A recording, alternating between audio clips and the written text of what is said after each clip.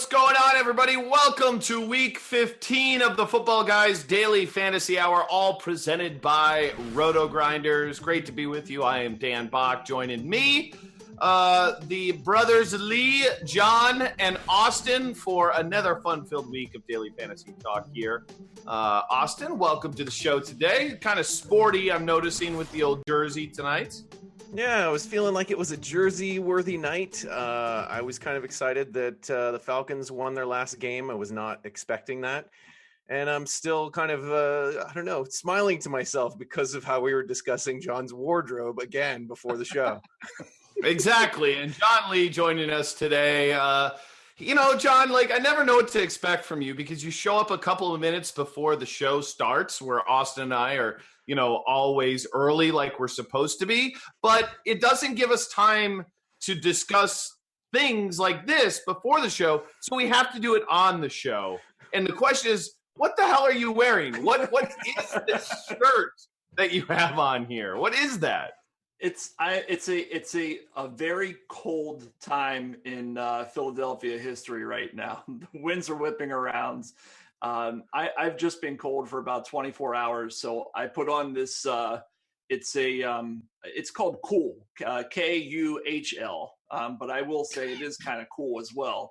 And it's really warm, and I wore it outside today.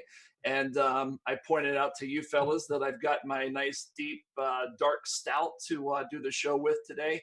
So I've got all this cold weather stuff going on here in Philadelphia, and I won't say that I'm jealous of you guys this week because it's really cold here. I thought you were saying it was cold in Philadelphia because Carson Wentz is out for the season. Well, that too. Yeah.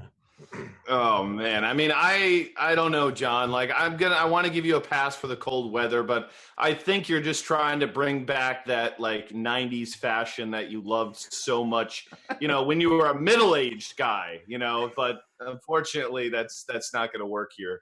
But nonetheless, I'm here to class it up with the collared shirt, and we're going to have fun today talking week 15 here on the Football Guys show. And let's talk a little bit about what's going on at Football Guys and RotoGrinders this week. We actually got some cool stuff going on both places. So, Austin, first off, Football Guys, what we got? So to celebrate the DraftKings live final, we have a couple of DraftKings articles that are free over there this week. We've got our GPP domination article as well as our stacks article are going to be free. And we've also got sort of a site agnostic article called Exposed that talks about wide receiver cornerback matchups that we have for free as well. You can check that out at footballguys.com/DFS. Awesome stuff. Please subscribe over there. I know the year is coming to a close, but I'll tell you what, the daily fantasy content's great. And definitely, next year for your season-long content for sure. I'll tell you what, best in the business. Also over at RotoGrinders this week, you might have heard us promote it. If not, make sure you tune in Sunday all afternoon. That's right. We are doing an all-encompassing second screen sweat show for everybody starting at 1 o'clock, going to be going all the way until the end of the early games. We'll be doing lineup builds for the afternoon only. For the primetime slates, we'll be using our results DB and kind of check the player exposures in the tournaments, doing late swaps, having a good time, and hopefully you guys can enjoy that while you watch the football game. So trying something new. We were inspired by DraftKings trying new things. So I said, let's try a new thing here on Sunday afternoons. And of course, we'll also be monitoring the big DraftKings final. Good luck to everybody who's going to be down in Miami for that. $2 million up for grabs. So big stuff there.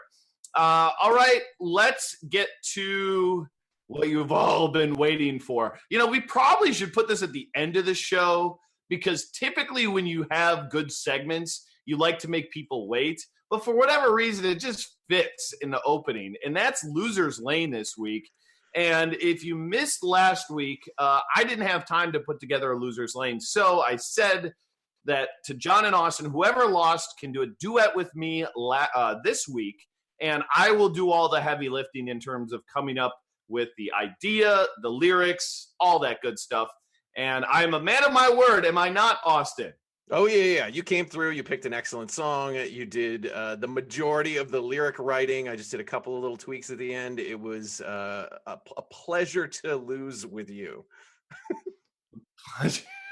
Well, I'm glad I lost with you too, because you did a fine job on the editing. And I know for a fact, if it was me and John who had to do this, it would have been 100x worse than we ended up with on this thing. Because I know for a fact, John could not do what you did in this. Nope. He would be like, what is this? I've never even heard of this thing.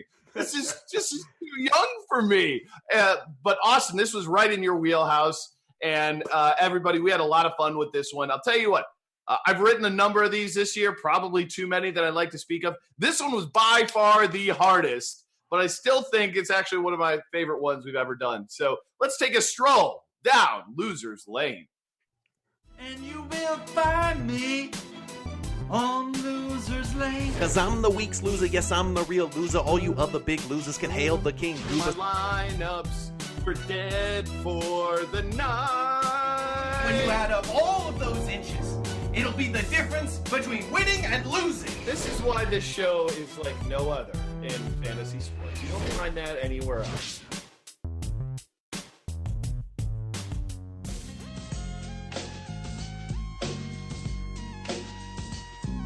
With so little drama at FBG, it's kind of easy being Austin L double E. But somehow, some way, keep normalizing strength of schedule like every single day. May I talk a little bit about our G here, making good content for the G's. Now, 2 in the morning, draft party still jumping, kids staying at home, couch grinding out data, making it strong, and they ain't done till 6 in the morning. 6 in the morning. So what you wanna do? I got a bunch of sleeper picks and my homeboys do too. So turn on the lights and hit record. But what? don't ever play Gino. Yeah, Austin seen Last Jedi soon. Tipping picks going gray and Dan lost his due. Strolling losers lane, rolling value, hoping my team breaks loose. Game stack. With my mind on my lineup and my lineup on my mind. Strolling losers lane, rolling value, hoping my team breaks loose. Game stack. With my mind on my lineup and my lineup on my mind. All right, there you have it. Losers Lane, Dan and Austin. Little gin and juice for you. Austin, I know you were so excited about this one because it gave you a reason to wear that wig that you bought before the year started that you had not been able to break out. Yeah, all last year you guys had all these crazy wigs, and I was like, dang, man, I'm missing out on all the fun with the wigs. So I just bought them in advance. And this was the moment I had been waiting for. You know, I don't normally monitor chat during this, but I decided to do it tonight. And the consensus is Austin is by far like the best one out of the three of us in terms of like being able to keep beats and whatnot. And, you know, he proved it once again this week. But so what'd you think, John? Did we do it justice? Did we do the duet justice? Yeah, you definitely did well. It's a good one to go out on. And next week we'll have our compilation. And but I was saying during the break, it's worth pointing out to everybody that of the three of us, I think it's very clear that only one of us has any degree of staying on tune or in beat. And it's not us, Dan. It's not you and I. If it weren't for Austin, we'd have to go to poetry or something. Yeah, I mean, I'm just so thankful that Austin lost last week because who knows what you would have made me do, John? You would have probably maybe do like the theme of the Love Boat or something like that, just because it's like your era. Like I have no idea. That's not a bad idea. All right, we've got daily fantasy football to talk about here, and before we do, though, I got to give some props to both FanDuel and DraftKings on a couple of things we've got going on this week. Number one. Really dig in what DraftKings is doing this week. They've got a $1 million tournament. It's a 3-entry max tournament. Now, the buy-in's a little high maybe for some at $555, but they also have a $200K guaranteed with a $4 buy-in, 3-entry max. We talk a lot about, these limited entry tournaments, and I'm just happy that they kind of upped the ante this week. So I hope you support them and give that a try. And then how about this? I don't know if you guys saw this, but FanDuel rolled out a flex and super flex leagues, which got rid of kickers, got rid of defenses, and could even give you potentially 2 quarterbacks to play I don't know about you, John, but I'm kind of giddy about this thing.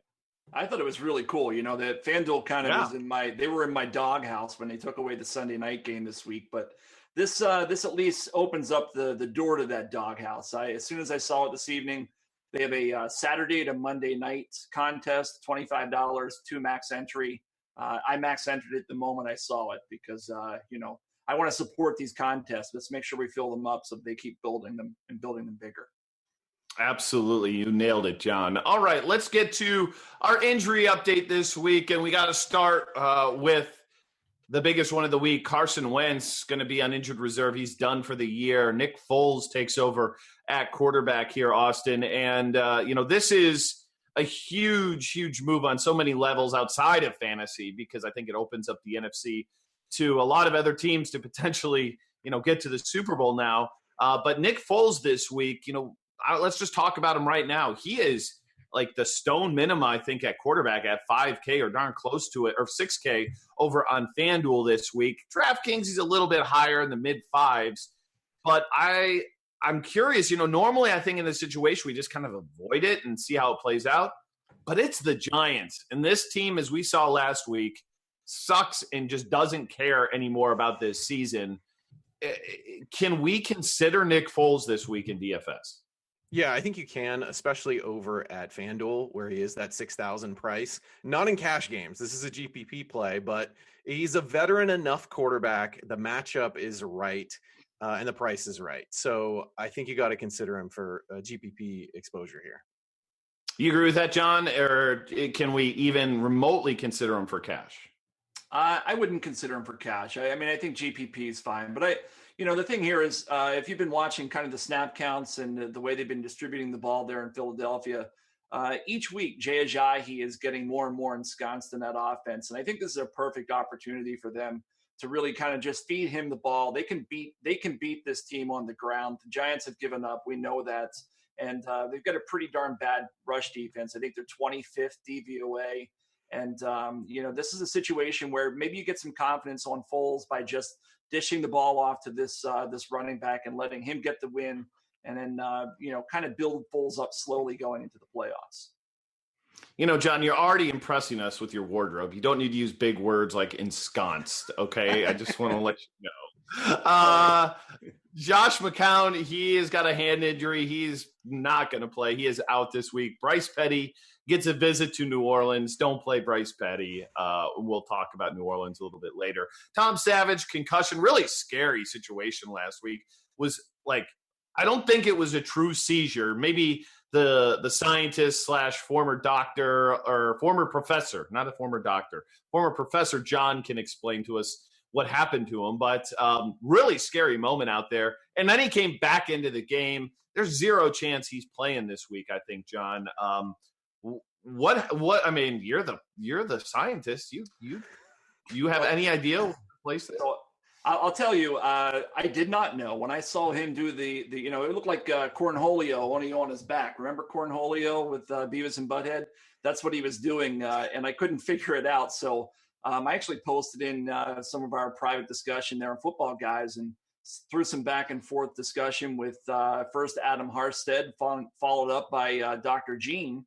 It's called a fencing reaction, and it's very, very typical of brain injuries. So it's very, very not dangerous, but very indicative of having a concussion. And it was surprising they put him back in because I think we all saw it from television. It's hard to believe that somebody on the field didn't stop him. In terms of his backup, TJ Yates, he killed me last week because I wanted all those points with Savage. But this week, I don't think you can go to him at all against the Jacksonville Jaguar defense. They've just been lights out all season. This is a total avoid situation, much like we just talked about with Bryce Petty against New Orleans. I got to think there's a good chance Tyrod Taylor returns this week. He's already practicing. Big game for them against Miami. But the biggest thing to talk about here, Aaron Rodgers returning this week, Austin, and a lot to play for. I mean, this is an NFC, as we talked about, wide open. And, obviously I think if they're not in contention to potentially sneak into the playoffs, they're sitting Aaron Rodgers here. But that's not the case. But a road game against Carolina, how are you approaching A-Rod this first game back? It's not the easiest matchup on his way back, but Carolina's pass defense has been on the decline a little bit over the last 5 weeks. They've allowed an average of 2 touchdowns a game to quarterbacks over the last 5. So it may not be as bad of a spot as we would have thought midseason here. So I really like what this is going to do for Rodgers' pass catchers. Jordy Nelson has been a complete afterthought with Brett Hundley at quarterback. And I think this gives Jordy Nelson a nice boost as a GPP play this week. Yeah, and I got to, kind of kudos here to the sites for realizing Rodgers might be coming back and actually boosting his salary ahead of time rather than waiting, because he's been playing at like a 4K level. Like I think he was like 4K a couple weeks ago. And let's face it, if he was that salary this week with Rodgers coming back, he would have been, 90% owned in cash games. But they boosted him up to a level where he's basically the same salary as Devontae Adams, and it makes you think about it just a little bit. Let's get to running backs. Alvin Kamara is supposed to return this week from his concussion against the New York Jets. Super strong favorite. He's going to be, in a really good spot here this week. Adrian Peterson, doubtful. I don't think we'll probably see him play maybe the rest of the season with Arizona kind of out of contention. Kerwin Williams likely to get the reps in this situation. And then Gio Bernard today, John, kind of popped up as did not practice, questionable. Joe Mixon did not practice. He's questionable. I don't think we're going to see either of these two, not going to see Mixon this week. It's probably too early to say on Bernard, but he's had a heavy workload the last couple of weeks. What's the situation there and the off chance that he doesn't play? Again, we do this on Wednesday. Tons of things can change, but where are we at on the off chance he's out this week? Well, I mean, if he's out, really the next guy up in line, and the only other person they have on their roster is Brian Hill. And we haven't seen a whole lot of Brian Hill. He's a 5th-round draft pick. He played earlier this season for your team, right? Yeah, he played for the Falcons. Atlanta Falcons. We don't know a whole lot about him, but what we do know is he's going to go up against the Minnesota Vikings. And while the Vikings were trounced last week by Jonathan Stewart, I mean, who saw that coming? Outside of that game, they haven't allowed a 100-yard rusher all season. I think they bounce back this week at home. I don't think that there's anything here to be looking at, even with Brian Hill at minimum price. So if Bernard is in and he gets 86% of the snaps, he's a complete avoid for you. I know the price is up from where it was, but it's not like it's out of crazy by any standard. I think 59 on DraftKings. 53 on DraftKings. 53. I mean, we had him last week, right? We loved him last week at 3,000. But let's be honest, they scored 7 points last week against the Chicago Bears. What are we at home, no less, right? So what are we to think that they're going to do this week in Minnesota when Minnesota's coming off of a tough loss? I think this is a total avoid for the entire offense, and that includes AJ Green. Byron Marshall, he's got a hamstring injury, so he's out for the year. Samaje Perine, all they got left out there in Arizona. Not the best matchup potentially on paper, but again, another guy who, kind of like we saw with Bernard, he's probably going to play like 85% of the snaps at that position, so that automatically puts him in play. And then keep our eye on Tevin Coleman as well, Austin. He's kind of your neck of the woods. Looks like he's questionable with concussion. But that's a Monday night game. Probably not too relevant for us here today. Monday, or Sunday night, Monday games. Maybe that's going to pay off a little bit more, but tough here on a Wednesday to diagnose that. We've got Robert Woods returning here against Seattle. How much does this downgrade Cooper Kupp for you, Austin? Is this like a heavy downgrade on this news? Yeah, it is. I mean, Seattle's secondary has been struggling with their injuries and such, but with Woods coming back, it kind of takes me off of these pass catchers. I think it sort of divides the work up a little bit more. Sure, you can play Kupp in GPPs, but he won't be high on my exposure list. Yeah, I think volume was naturally going to kind of filter a little bit more his way when you took Woods out of the mix. Reynolds, he was fine for a couple games, got a red zone look, but I kind of in agreement with you there. Kelvin Benjamin, doubtful with a knee against Miami. John, you can play your guy from East Carolina again, right? Yeah, I think I'm off of most of this passing game, especially last week. How much fun was that for the record? I mean, that game last week, how much fun was that just to watch? That was nuts. And then the 2-point It was- conversion thing that didn't work out. Oh my gosh.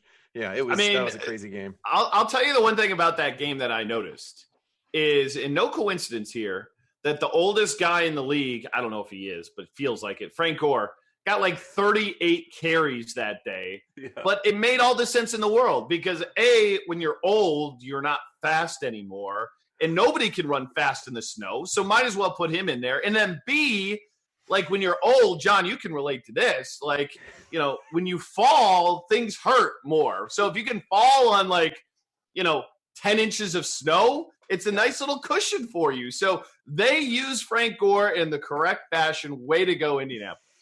Yeah, they certainly did. It was as soon as I saw the weather after the Sunday morning RG show that I do with, typically with Dean and Justin. The moment I saw the weather on Twitter, I started cramming Frank Gore into every lineup I could get him into because of his price and because I knew he was going to see a ton of carries in that weather. And it certainly paid off. Now that we're getting off course, let's get back to the – No, but one more note on Frank Gore, though, is – I would not want anything to do with him on a short week off of 38 carries, even in the fluffy snow this week. He plays on Thursday.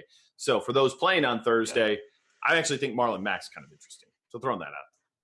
And it's against Denver as well. It's not a defense I want to go up against anyhow. Back to Buffalo. There's not a whole lot to like in this passing game anymore. That it's too difficult to figure out because we don't know what quarterback's there.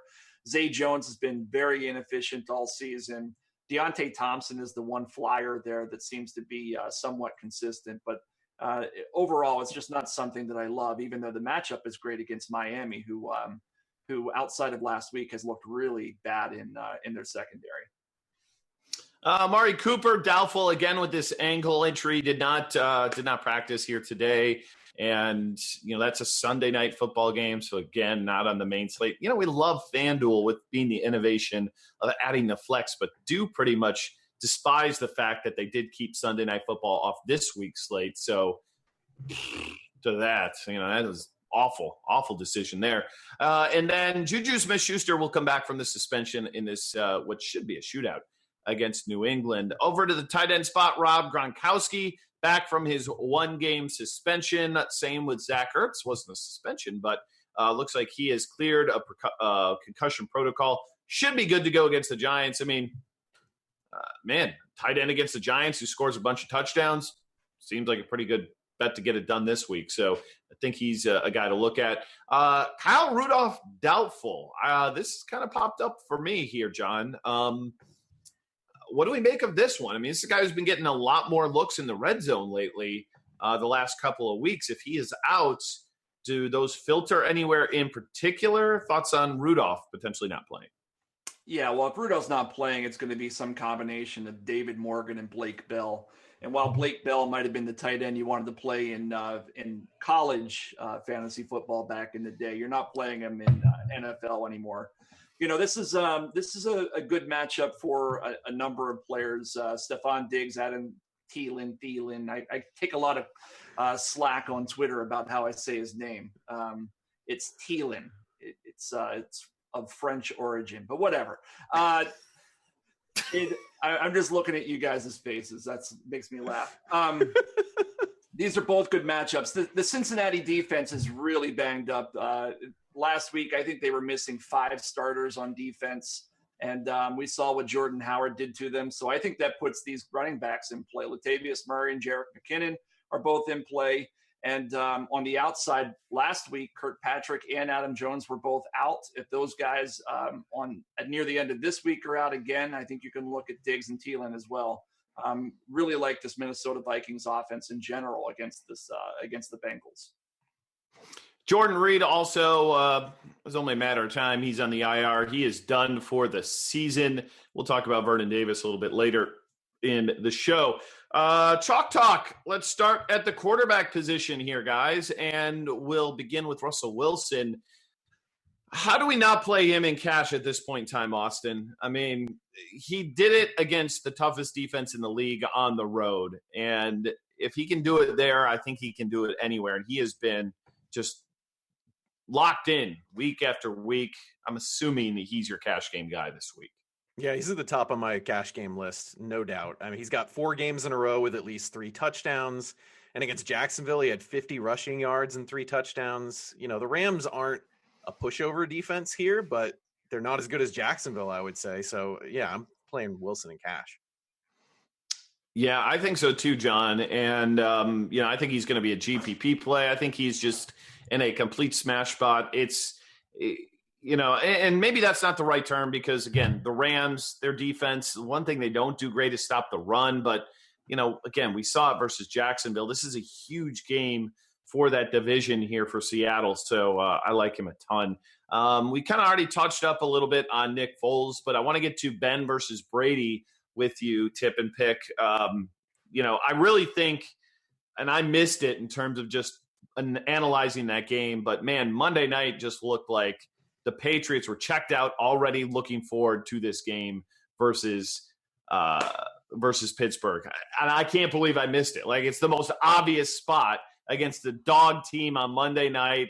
But you live and you learn. So I'm not putting that much into that Brady performance a week ago. What about you? Yeah, and you shouldn't. I mean, Brady and Belichick, these guys are amongst the class of the league in terms of preparation and being ready for a game. And last week, hey, everybody has a bad week now and then, even you, Dan. And this is a situation where I expect them to bounce back.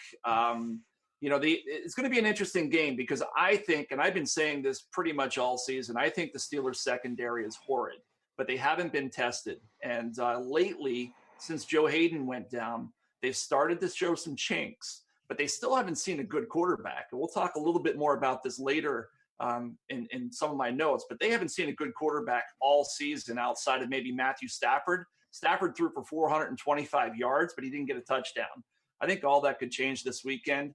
And because of that, that puts Roethlisberger in play because he's going to be pushed to try to keep pace with the Patriots.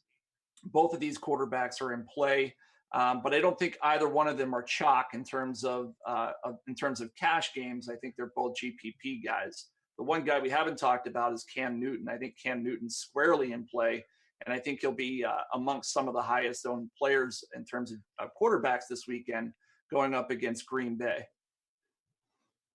I don't know if people like playing Cam. I mean, 40 yards passing. They hardly threw the ball at all last week. I almost feel like that's not what they're trying to do anymore is spotlight Cam. I mean, yes, Funchess is fine, but I don't know. Like, I don't think Cam is chalky. I mean, again, it's Wednesday. It's hard to know where everything's going to end up, but he's not a guy that popped for me. What do you think, Austin? The matchup would say you should consider him, but Cam's thrown under 200 yards in 5 out of his last 6 games. So I just don't see it. I mean, he's getting some rushing production, but not at the crazy levels to make up for these 160-yard passing games for me. And he had that one run last game that was 60 yards. Like, he got a bunch of it on just one chunk play. Now, obviously, that can happen again. And I will say, though, having Aaron Rodgers there gives you a little bit more back and forth that you wouldn't have with Brett Hundley more than likely. So the pace might be a little bit different. So especially from a game stack side of things, if you want to, run some of those Green Bay wide receivers, get some Cam in there and stack it up, game stack, you can do that. So He'll be a top 5 owned quarterback. Mark my words. Top 5 owned quarterback. Yep. Going out of the limb. Top 5. All right. Well, I won't say go higher. 3. No, I'll go. I won't 4, say top. I won't go higher than 4. Okay. Spoken like a true scientist. Push me to things I don't want to do. Loser's lane is done, John. You can't lose any more bets. Okay, some value at this position. We already talked about Foles. What do we think of Garoppolo here? This is a game which I'm not going to lie. You always look at the lines and you're like, okay, what kind of looks off? We got a team here in Tennessee that's nearly winning the division. They're one game behind the winning the division and are a 2-point underdog against a team that's won, 2 games all year long? man, I mean, Garoppolo last week got it done, and that was a game that, like, I felt like he could even add better stats than he ended up with. What do you think about him versus the Titans, Austin? Yeah, I've got him at the top of my GPP list, but I agree with you. That line feels really weird to me. If San Francisco really is going to win this game, then maybe Garoppolo doesn't get as much run as I thought he would. But if you're going to play him, I like his price at FanDuel more than I do at DraftKings. That 7,300 is a sweet spot. You got thoughts on that game, John? I'll just add that Tennessee is kind of a funnel defense. They're really tough up front, so it's going to force some action through the air. And Garoppolo has two games, basically 300-yard games in both of his starts. This is arguably probably his toughest matchup of those three, but it's still nothing to be afraid of against Tennessee's secondary. All right, at running back this week, ladies and gentlemen, welcome to Kenyon Drake Chalk Week. Very cheap this week, $5,800 on DraftKings, $6,500 on FanDuel. And this is what happens when sites price guys before games have been played. And you know what?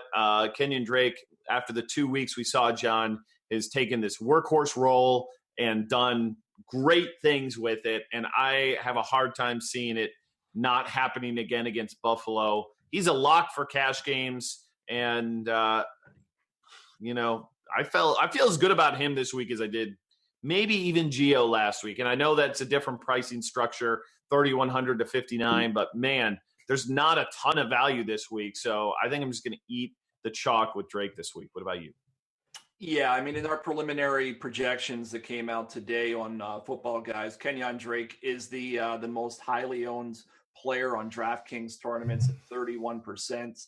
I think that as the week goes on, will probably get higher because he's playing the league's friendliest defense to running backs, and that's the Buffalo Bills.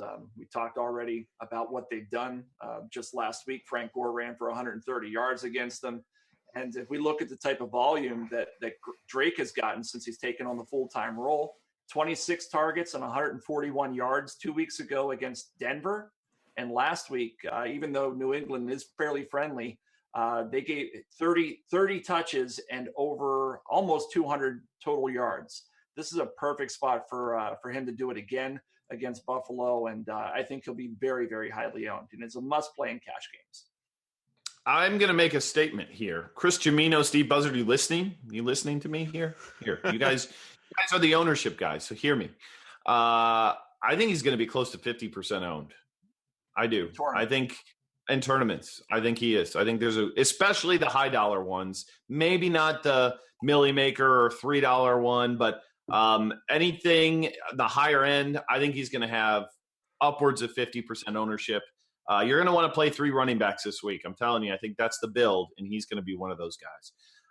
Le'Veon Bell, is it back to the whole jam 'em in mentality that we came into the year with him, Austin, and kind of fell in our face? Because the last couple of weeks, this guy has looked like the same running back we saw last year, which was seemingly 30 fantasy points every single week. Yeah, if you can afford him, get him into your lineup. I think that the pricing is a little bit tighter this week than the previous 2 weeks. But if you can get him in there, by all means, he's a solid, safe play. Cash games, GPPs, go for it.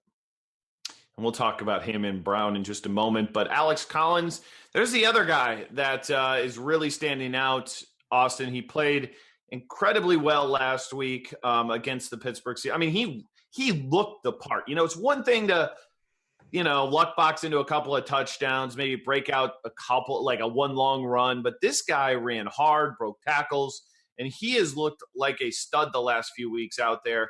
Gets a matchup versus Cleveland. And again, just like Kenyon Drake, this was a game that didn't really count within the pricing algorithm.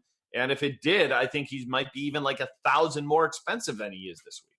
Especially on DraftKings, where he's only 5,000, and the game script is going to work more in his favor this week than it did last week. And he had a great game last week, so he should just continue this role. I mean, his snaps went down a little bit more this past week, and Woodhead's went up a little bit, but the game script should tilt that back in Collins' favor this next week against Cleveland.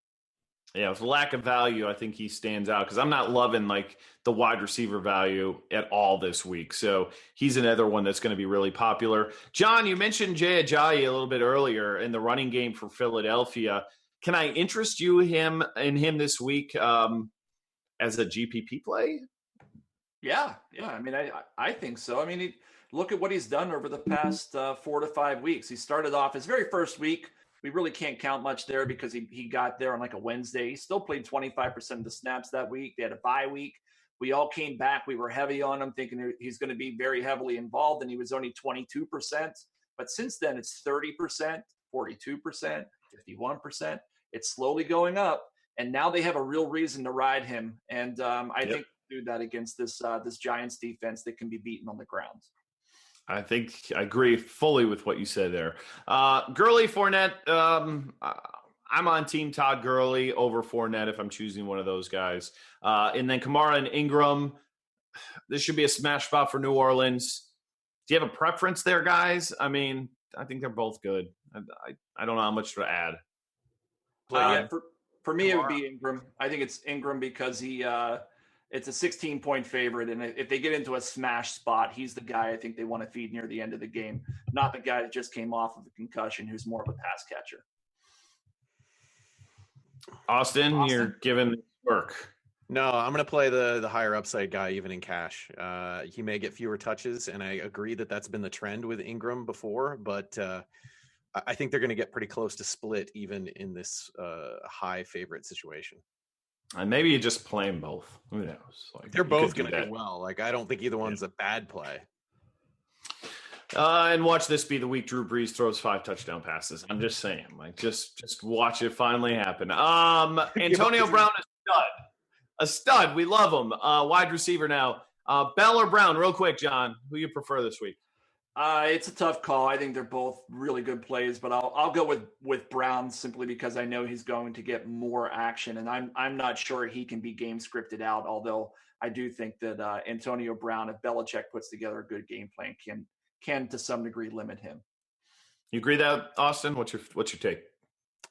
I think there's more solid options at running back to pivot away from Bell onto other options. So I'm going to say play Brown instead of Bell. That means I'm the tiebreaker here, and I'm just going to chop my lineups and play half and half. So, boo! Way to take a side. Brandon Cooks, I think he's got a sexy price over there on FanDuel this week. But with Gronk and Hogan back, be careful that, who knows how that role is going to amount for him. But in a game that should be a shootout, I think he kind of breaks back strong this week. All right, guys, what if I told you there's a guy this week at wide receiver who's only been averaging 5.5 targets a game over the last 5 games, and he's going to be chalk? What would you think about that, John? It depends on what the price is. If it's minimum price, I can live with that. If it's what if he's like, I don't know, 7K-ish over there on DraftKings? Yeah, that's going to be a bit much for me. Who are we talking about? Do you have any idea who I might be talking about, Austin? The only guys that I can see significant leaps in production are Green Bay receivers getting Aaron Rodgers back throwing to them. No. Doug Baldwin. I think he's going to see some chalk this week against the Los Angeles Rams. I think people are going to want to potentially pair him up with Russell Wilson. And our early ownership projections, again, it's early. I know, Jamino, it's early, subject to change, was like the third or fourth highest wide receiver in ownership this week. But the targets just haven't been there for him, so he's a little bit risky. I think he's more of a GPP play than a cash option. Jordy and Adams. Austin, I know you really like this situation for Jordy. Do you like him more than Devontae Adams? I do. I mean, the same price on DraftKings. Yeah, they're basically the same price. Nelson's a smidge cheaper. I would take Nelson over Adams. John, I'm on Adams, so you're the tiebreaker. I'm going to go with Austin, even though he's been disagreeing with me. I'm going to go with him here. I think there's just too much of a rapport there that these guys. I think that he'll just get right back into it with him this week. All right, we are running way late. Let's keep moving to tight end, and I'll make it quick. Jimmy Graham, super cheap on DraftKings. He's like 4,900 this week. And I also, though, kind of like Big Vern this week at 3,900 on DraftKings. 7 targets last week versus Arizona. Again, we've got, no Jordan. Jordan Reed, he's going to be out. So under 4K, I kind of like him at that price point. It's dipped a good bit. Now, Gronk, Kelsey, Ertz. I personally don't think they fit cash game builds this week. But if you're Folesing this week, John, you're playing the Foles, man. Do you just naturally play Ertz to go with them, or do you like Kelsey or Gronk better, knowing you can save a little bit? I think for me, it's probably Ertz. He's $1,300 cheaper, I think, on DraftKings. We know that if the Eagles' passing game is going to do anything, it likely goes through him, especially with Foles at quarterback. Gronk, there are just so many people that they can go to in that offense, and I think he's got the higher upside. He's the more exciting player to watch. The game's going to be higher scoring, but the likelihood of him landing a 0 is higher than Ertz landing a 0. All right, defense is easy. Jags play TJ Yates at home. The Saints play Bryce Petty at home, and the Ravens play Deshaun Kaiser. Play one of those 3 defenses. Next, let's go to game flows, John. And Rams, Seattle, New England, Pittsburgh, what I got on my sheet here. So what do you think? Rams, Seattle. Let's talk about that one. I think we all know New England, Pittsburgh could just be stackable from top to bottom, no doubt. Yeah, not a whole lot to talk about in that Pittsburgh-New England game other than the total. It's 53 points. You're going to get a lot of action there in the offenses. So maybe the one that we build out a little more is the Rams at Seattle. It's only a 47.5 total only. I mean, that's kind of middle of the road, maybe a little bit higher than norm. You got the Rams, fastest overall offense in the entire league in neutral situations. And Seattle's not too far behind. They're 9th. So I think that this is one of these games where you could see a lot of back and forth. These are 2 defenses that are not good anymore, or as good as they were. I know that on paper, I think the Rams are maybe 4th DVOA, but last week we saw DVOA pass defense didn't matter for Russell Wilson going against Jacksonville with 3 touchdowns. And Seattle's pretty banged up. So all these things together, this looks like a game that could shoot out, and you're going to get it at a fraction of the ownership that you would if you're stacking that one versus the Pittsburgh New England game. Let's get to our wide receiver cornerback matchups here this week. And John, this is your segment. So what you got? All right, let's do it. So Julio Jones, he's going up against Tampa Bay. Do we remember what he did last time he played Tampa Bay? I believe that was 12 catches, 250 some odd yards, and a pair of touchdowns. Yeah, Brent Grimes and Ryan Smith will not sleep well this week. I'm not even going to give you the numbers on those guys. Just trust me that Julio Jones has a great matchup. Keenan Allen going to go up against Steven Nelson there in Kansas City. Over the past 5 weeks, he's ranked 73rd out of 80 qualifying cornerbacks on Pro Football Focus, been targeted every 5 coverage snaps, and he's allowed the 7th most yardage over the past 5 weeks. Speaking of the past 5 weeks and the most yardage, Marquise Lee will line up across from Jonathan Joseph this week. He's allowed the 9th most yardage over that time span, been targeted once every 5.1 coverage snaps, allowing 114 quarterback rating. This is a really good spot for Marquise Lee, who is going to be owned at a fraction of what we're going to see with D.D. Westbrook this week, who's going to be a crowd favorite. So if you want a leverage point against D.D. Westbrook in GPPs, I think he's the guy. And then the last one here, Devin Funchess and how do we even say it? Damiere Byrd? Damiere Byrd, yes. Damiere Byrd. I was putting together the Vegas value chart for Football Guys today, and one of the things that stuck out to me were the snap counts last week for wide receivers there in Carolina. And Damiere Byrd is sneaking up there. He's surpassed everybody else except for Devin Funchess. He was at 60% last week. And as I do a bit more reading on him, he's a speedster, 4.28 40. And I think Evan Silva tweeted out this evening, he's got some crazy vertical jump. He's a speedster, and he's going to stretch the field. So he's a GPP dart at the minimum cost, going up against Demarius Randall and Devon House. Now, over the past 5 games, Green Bay hasn't actually done too bad against quarterbacks, wide receivers. But if you look at who they played Cleveland, they played Tampa Bay. They had one bad game in there. That was against Pittsburgh, and I think that's understandable. And then they played Baltimore and Chicago. This is a game where I think Cam Newton breaks out. I think he has a really good game, and look for Devin Funchess and Damiere Byrd to be the recipients of that bounce back. In terms of avoids, Josh Doxson's going up against Patrick Peterson. This guy's allowed 330 yards in coverage all season, less than 30 yards per game. AJ Green goes up against Xavier Rhodes. Xavier Rhodes had one bad game on Thanksgiving. He allowed Marvin Jones to thrash him. Since then, he allowed Julio Jones to go 2 for 26 and Devin Funchess for one catch for 22 yards. And then lastly, Tyreek Hill goes up against Casey Hayward. Casey Hayward, the most catches he allowed any receiver all season is 4, and he's allowing 27 yards per game in coverage. I think that this is an avoid spot for Tyreek Hill. All right, we've got Fool's Gold and Bounce Back here. Looking at last week, if I had to say a winner, we all pretty much lost again last week. Derek Carr bounced back. Lamar Miller. I mean, you win the bounce back last week, Austin, with Jimmy Garoppolo. But Fool's Gold, Jamal Williams, no. Kerwin Williams, good call there, John, as your Fool's Gold. And Gio Bernard not in the Millie Maker winning lineup. I don't even know if that happened. I'm guessing it didn't. He was in it. I think he was in it. Yeah, I'm pretty sure.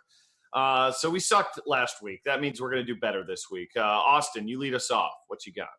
Oh, good.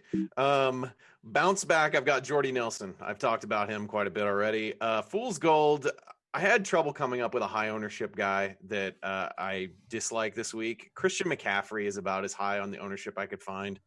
I feel like people play him over and over with the potential of his, excitement of watching him play, but he's just not getting enough touches per game. You're pretty much banking on him getting touchdowns if you're playing him.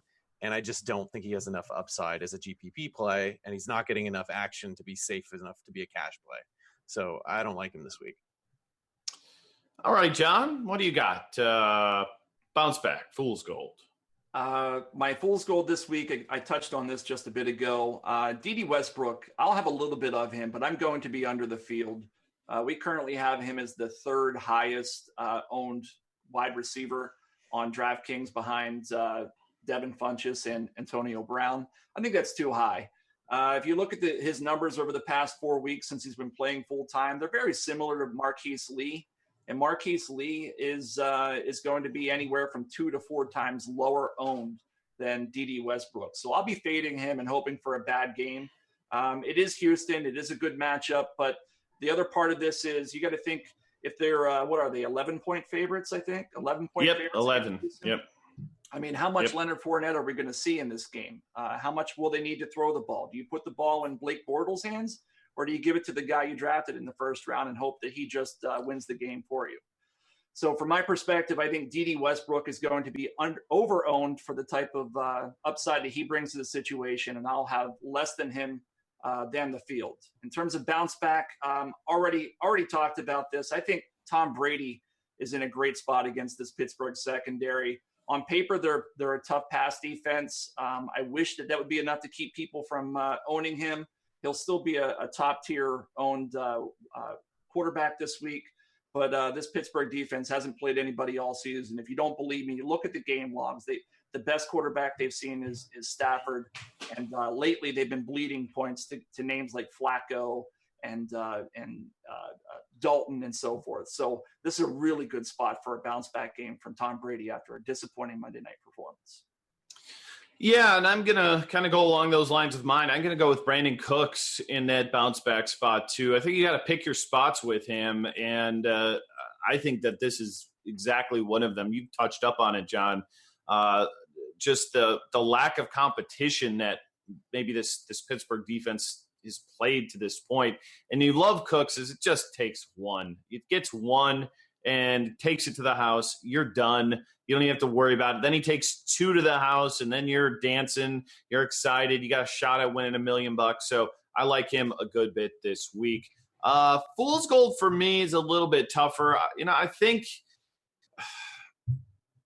am I copping out if I say DeAndre Hopkins? Is that a cop-out?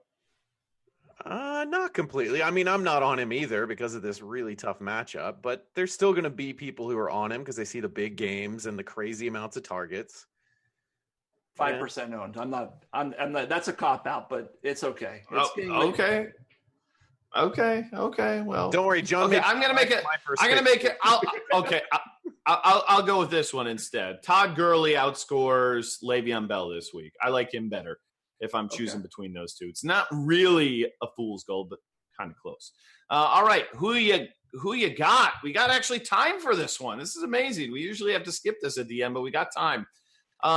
Best luxury tight end on DraftKings. Is it Gronk? Is it Ertz? I think we touched up on this a little bit earlier with John, but Austin, do you feel the same way? He said Ertz earlier. What do you think? Yeah, if we're talking DK, then Ertz. Although on FanDuel, I think it's more of a question because Kelsey is $200 cheaper. So I think that's a tougher call. But Ertz at only $6,000 on DK, he's the guy I want. The one thing I think is Pittsburgh is number one DVOA against tight ends, and using Austin's normalized strength of schedule tool, minus 28% production against tight ends. So this is not a great matchup for Gronkowski, and we already know what the matchup you pointed out earlier, tight ends against New York Giants. All right, choose one Steeler for DK GPPs. Le'Veon at 30% owned, Brown at 30% owned, or Juju on that beat at just 10% owned? I like Juju. I think that lower ownership and the lower price, I like that. I could see some lineups where I fade both of the top Steelers and go just Juju here. I think Juju's interesting just because there's like no value wide receivers this week. You talked about D.D. Westbrook being like the third or fourth highest projected ownership guy in the league this week, and it's like D.D. Westbrook, he's only like 51. It's not like he's $3K or anything like that. So I think Juju could be an interesting pivot that gets overlooked. So I'll go with you. Let's make it unanimous. I'm kind of with you guys from a game strategy perspective. 10% owned, big game, home game. This guy he's a crowd favorite already, and not even the whole way through his first season. I think this is a great spot for him. And while that New England defense is worried about Le'Veon Bell and Antonio Brown, maybe Juju gets out and breaks one. All right, last one. I love this one. Most likely to score 2 touchdowns this week. Main slate. Don't give me Julio Jones, John. Damn it. That's who I had. But I do have a backup in case you gave that to me. So Antonio Brown against New England. I think if there's a wide receiver that's going to score 2 touchdowns, he's the most logical because he has that degree of talent. I think this game goes back and forth quite a bit. Austin. Shoot. He's not on the main slate either. I was going to go to Keenan Allen, and I'm like, he's not on the main slate either. We got 5 games off the main slate this week.